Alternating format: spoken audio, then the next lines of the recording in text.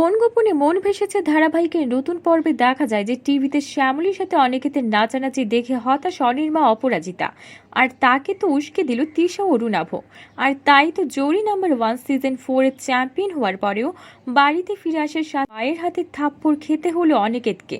শুধু কি তাই, শ্যামলীকে নিয়ে বাড়িতে পা রাখার সাথে সাথে অপরাজিতা বলে, তোর মনে যদি শ্যামলীর প্রতি এত প্রেম ভালোবাসাই ছিল তাহলে আমার কাছে কেন লুকিয়ে রেখেছিলিস? আমাকে কেন ধোঁকা দিলি? ওর জন্য আমার ছেলে মরেছে। অনিকেত বলে, মা আমার কথাটা আগে শুনবে তো। আমি আসলেই কথা শেষ করতে না দিয়ে মা বলে, না আমি তোর কোনো কথাই শুনবো না। তুই ওকে কোলে তুলে জড়িয়ে ধরে নাচানাচি করেছিস, আর তা সারা পৃথিবীর লোক দেখেছে। আর এখন এসেছিস আমাকে মিথ্যা বলে বোকা বানাতে।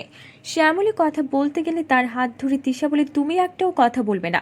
দেখছো না মা ছেলের কথা হচ্ছে।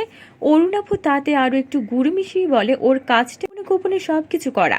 শ্যামলী বলে, এবার কিন্তু আপনারা অনধিকার চর্চা করে ফেলছেন।